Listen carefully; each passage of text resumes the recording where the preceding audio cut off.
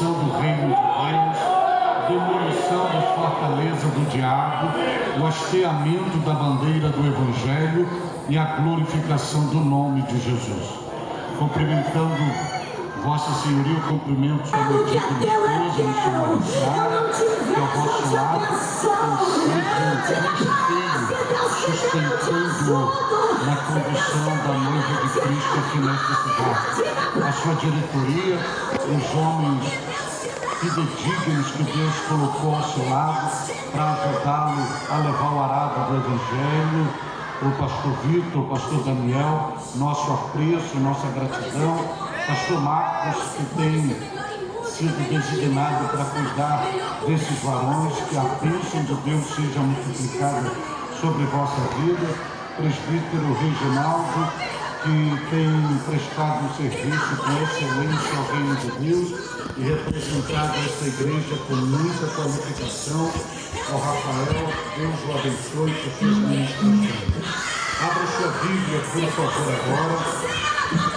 Abra sua Bíblia, onde está inserido o tema deste grupo. Abra sua Bíblia no livro dos Atos dos Apóstolos, capítulo de número 1, e vamos ler do versículo de número 8 até o versículo de número 11. Era mais ou menos assim. Atos dos Anfitrião Apóstolos, convidado da direita era o principal, convidado da esquerda era o segundo, depois dele, depois sucessivamente.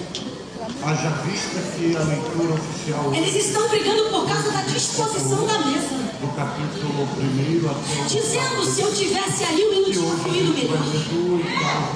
até o 10. Se eu tivesse lá, como seria essa? Diz a palavra do Senhor. Nós receberemos o poder do Espírito Santo que há de vir sobre vós.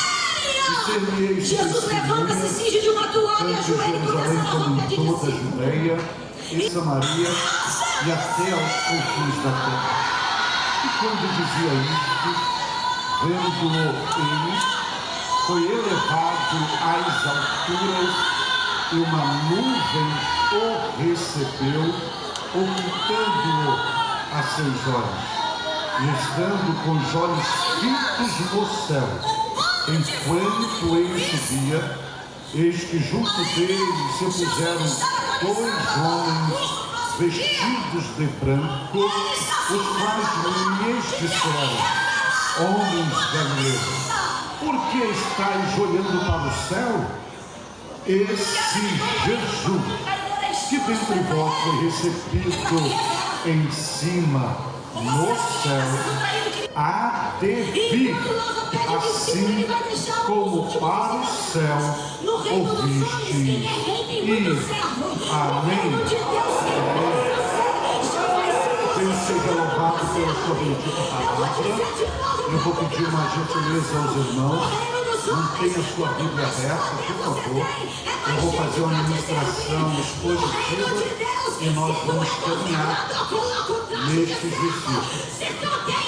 Pois bem, servos de Deus, igreja de Deus vivo, noiva do Cordeiro, santos do Senhor, que hoje e ouve neste ano, como os senhores e senhoras bem viram, que são testemunhas oculares, hoje nós estamos situados no livro dos Atos dos Apóstolos, também conhecido como Atos do Espírito Santo, como livro também da dinâmica do Espírito Santo, e utilizando hoje o primeiro capítulo, especialmente o 8º ao 11º versículo.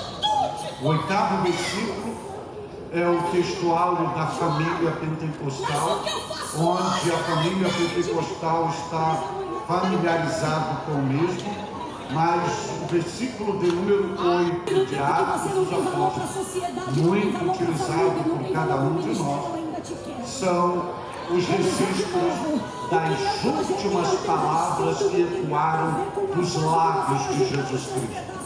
Jesus Cristo, ao triunfar sobre a morte, sobre o pecado, sobre o inferno, sobre o diabo, sobre o mundo, sobre as enfermidades, ele não só culminando com a sua obra sacrificial na cruz do Calvário, mas com a sua ressurreição ao terceiro dia, após ressuscitar entre os mortos, Jesus convivera de forma exclusiva, pessoal, privativa, com seus discípulos.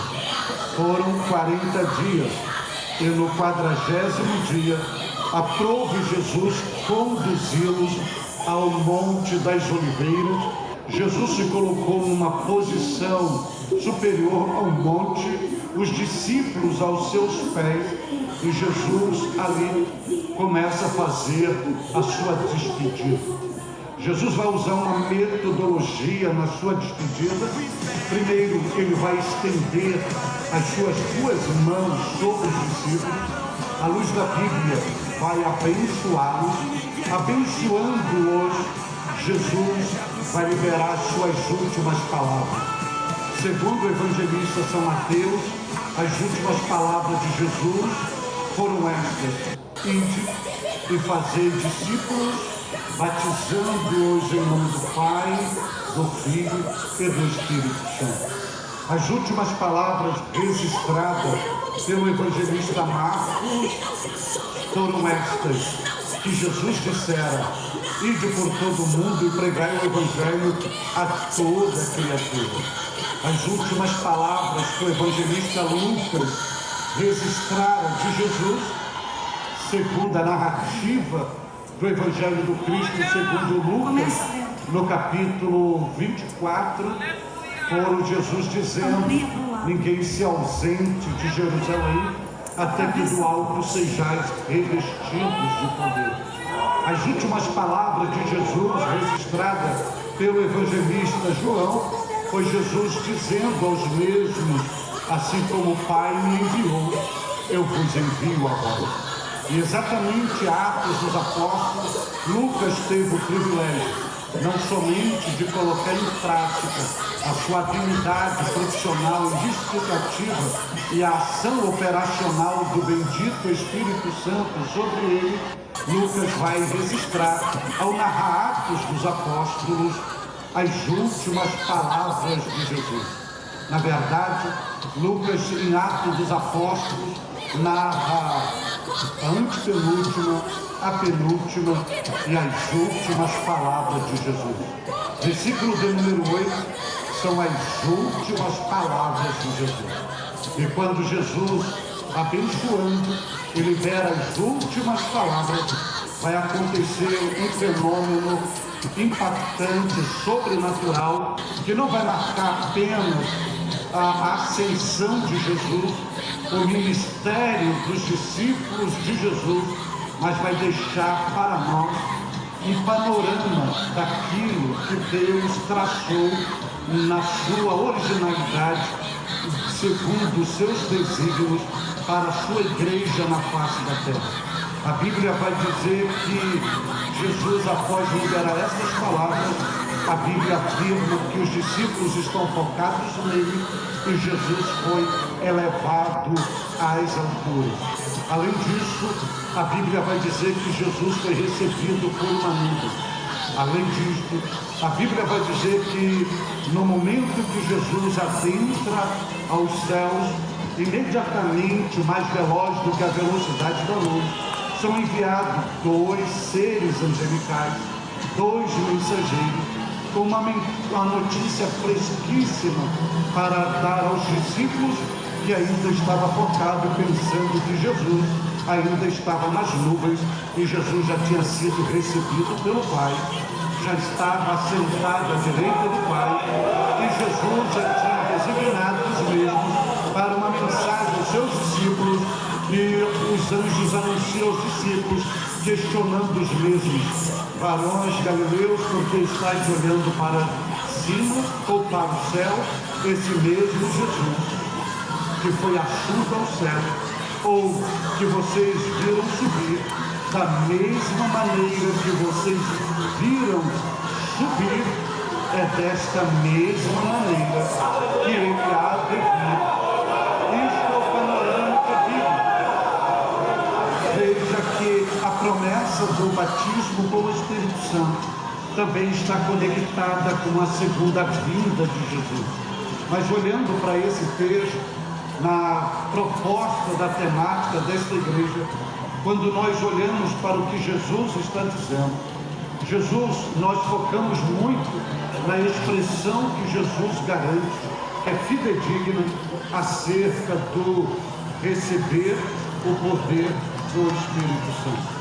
Mas este versículo, além desta riquíssima e garantida promessa, ele está recheado com outras séries de informações, de lições para serem aplicadas na historicidade da nossa vida cristã.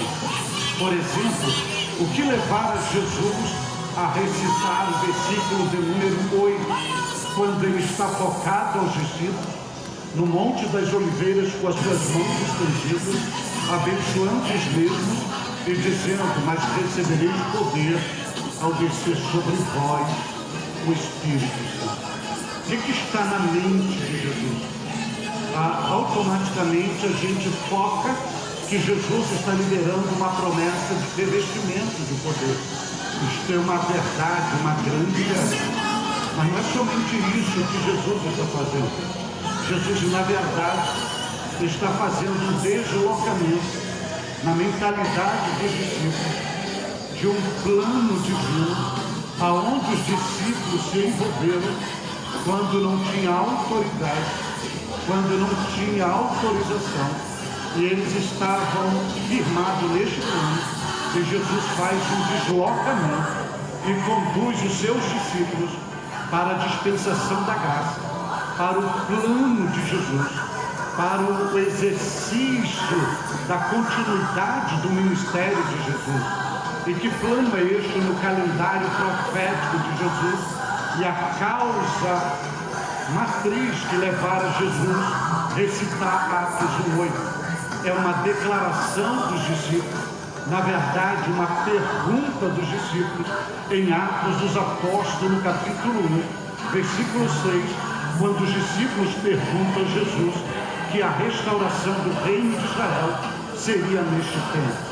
Ora, Jesus viera para estabelecer o tempo da graça, para estabelecer a sua igreja, para estabelecer a expansão do reino de Deus, para o anúncio das boas novas, para a proclamação da mensagem do Evangelho, para a conquista da humanidade, via sua obra sacrificial e substitutiva na cruz do Calvário.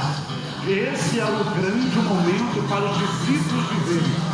E os discípulos, eles saem da dispensação da graça mentalmente, e se você analisar até posicionalmente, e eles vão para o futuro, para o reino milenial de Jesus Cristo, e começam a perguntar sobre a restauração de Israel, quanto a dinâmica, a proposta do Cristo era a expansão da igreja, a expansão do reino, a mensagem do Evangelho.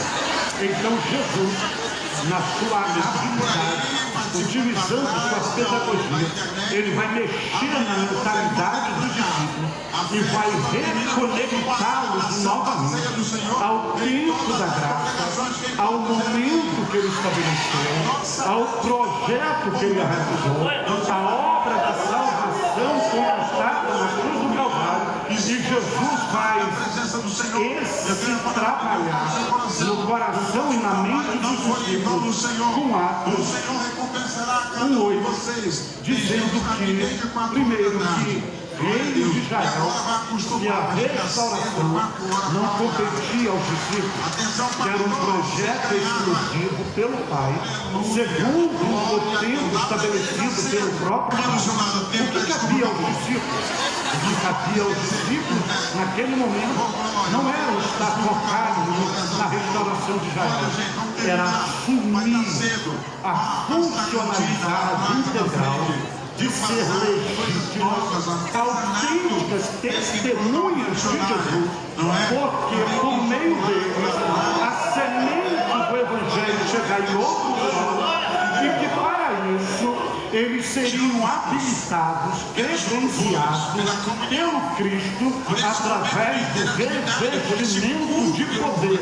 E quando Jesus faz isso, quando Jesus ele abre seus lábios, e Jesus não diz imediatamente: recebereis poder. Se você olhar para o início do versículo 8, você vai ver Jesus dizendo assim: mãe, não é mais, é mãe, ele já é uma posição coordenativa, adversativa, que tem a objetividade, gramaticalmente falando, de desconstruir tudo que foi dito. Vai curando, Senhor, remédio de toda enfermidade, aqui nos lares, salvando